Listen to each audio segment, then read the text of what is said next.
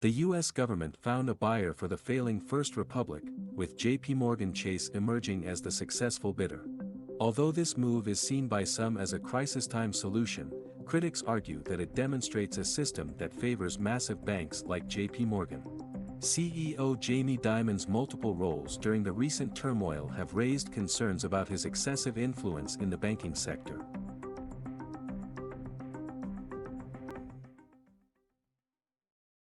If you're new here, make sure to hit that subscribe button and turn on notifications so you never miss our latest finance news updates. When it was revealed on Monday that a buyer had been found for First Republic, America's second-largest bank failure, many in the financial industry already suspected the identity of the successful bidder. Despite over a dozen institutions examining First Republic's assets and 4 banks engaging in a bidding war last weekend, the ultimate victor was JPMorgan Chase. During the 2008 financial crisis, the largest U.S. bank had come to the rescue of failing investment bank Bear Stearns and bankrupt mortgage lender Washington Mutual, the largest bank failure in history. The situation was no different this time. Since the collapse of Silicon Valley Bank on March 10, policymakers seeking to stabilize the regional banking sector have relied on JPMorgan Chase, led by CEO Jamie Dimon, who is not only the longest-serving big bank leader but is also recognized for his expertise in integrating acquisitions.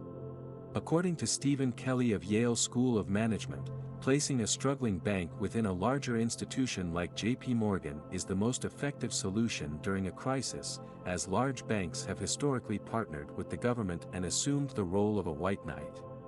However, critics argue that this latest acquisition serves as further evidence of a system that favors massive banks, especially JPMorgan. Senator Elizabeth Warren, a known critic of Wall Street's excesses, stated that Dimon should not have been allowed to acquire a failing bank, as JPMorgan is already considered too big to fail. Observers often express both amazement and frustration at how all issues within the U.S. banking sector seemingly lead back to JPMorgan. A financier with connections to the Biden administration claims that Dimon's various roles during the recent turmoil have granted him excessive influence, arguing that his involvement in every aspect of the situation does not add up and that he has been in control all along. JPMorgan, presently holding $3.7 trillion in assets and employing 250,000 people, is a result of a consolidation process spanning centuries. Its legacy includes Alexander Hamilton's company, John Pierpont Morgan's investment bank, and financiers of the Erie Canal, the Brooklyn Bridge, and the UK and French militaries during World War I. As of 1991, the retail bank, which would eventually transform into a global banking giant, had only $37 billion in deposits. Now, the group possesses nearly $2.5 trillion, and its market share has increased tenfold, from 1.5% to 14.4%. According to Chris Katofsky of Oppenheimer, the bank combined multiple regionally based banks and built national franchises from them. JPMorgan truly excelled under the leadership of Dimon, who joined in 2004 after the acquisition of Bank One. Today, JPMorgan is the largest U.S. bank in terms of assets, deposits, and market capitalization, with Chase branches in 48 states. It also consistently generates more investment banking fees than its Wall Street competitors. During the 2008 crisis, JPMorgan seized a unique opportunity. Due to controlling over 10% of U.S. deposits, it could only acquire other banks in emergency situations. The Bear Stearns and WAMU deals, as well as JPMorgan's resilience during the financial crisis, earned Dimon lasting admiration. Former President Barack Obama praised Dimon as one of the smartest bankers. Despite its successes, JPMorgan faced some setbacks under Dimon, including the 2012 London whale trading scandal, a lawsuit related to its work with Jeffrey Epstein, and regulatory penalties from previous acquisitions. However, when Treasury Secretary Janet Yellen sought assistance with First Republic in March, Dimon was her first contact.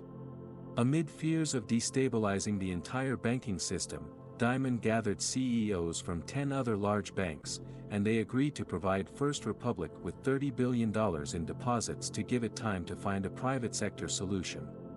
Although the government encouraged some banks to consider a takeover, First Republic struggled to remain independent. Eventually, the FDIC expressed frustration with the proposed financial engineering that would have required government assistance. When First Republic faced potential takeover by authorities, a dozen financial institutions were asked to submit indicative bids. 4 of the 20 largest U.S. banks became leading bidders: PNC, Citizens Bank, Fifth Third, and JPMorgan. The bank's deal teams worked tirelessly to prepare their bids, but the FDIC's requests frustrated some participants. Under a 1992 law, the FDIC must select the least costly option for the deposit insurance fund. Ultimately, JPMorgan's bid was simpler and less expensive, with an estimated loss of $13 billion to the deposit fund. MIT economics professor Simon Johnson commended Diamond for playing his cards well, noting that the bank's size provided it with a distinct advantage. JPMorgan CFO, Jeremy Barnum, dismissed any claims of a conflict of interest earlier this week, stating that separate teams advised First Republic and worked on the acquisition. Diamond characterized the deal as a public service, as the government requested the bank's assistance. Some noted that the acquisition would add approximately $500 million in annual income to JPMorgan's earnings. Richard Silla, an emeritus professor of economics at NYU's Stern School of Business, described the situation as profitable patriotism. While President Biden pledged a stricter approach to bank mergers, his administration acknowledged that, in certain cases, a large bank's acquisition of a struggling smaller one might be the least disruptive solution. Biden expressed satisfaction with the First Republic outcome, claiming it would ensure the banking system's safety and soundness. Republicans lauded the deal for not requiring a blanket government deposit guarantee for large accounts, as happened with SVB. Some Democrats considered it the best possible solution under the circumstances, given the FDIC insurance fund's current $90 billion balance to address a banking system with over $17 trillion in deposits. Brad Sherman, a Democratic House representative, argued that the deal was a minor step in the consolidation process. Federal Reserve Chair Jay Powell shared a similar perspective at a press conference, saying the outcome was positive for the banking system and that the law required the least cost bid to be chosen. However, others, like Senator Warren, were more skeptical. Warren argued that the Office of the Comptroller of the Currency, OCC, should have rejected the deal, as JPMorgan's primary regulator. She demanded an explanation from the OCC's acting director, Michael Hsu.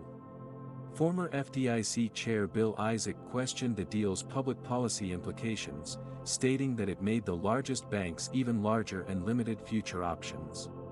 Some individuals involved in the process believed the outcome was predetermined. A financier close to the Biden administration said the result was obvious, with Jamie Dimon orchestrating the deal and securing a great outcome for JPMorgan. In conclusion, JPMorgan's acquisition of First Republic highlights its central role in stabilizing the financial industry during crises. However, critics argue that this reinforces a system favoring massive banks and exacerbates the "too big to fail" issue. Striking a balance between leveraging institutions like JPMorgan during crises and addressing concerns about the concentration of power within the industry is crucial to maintain long-term financial stability.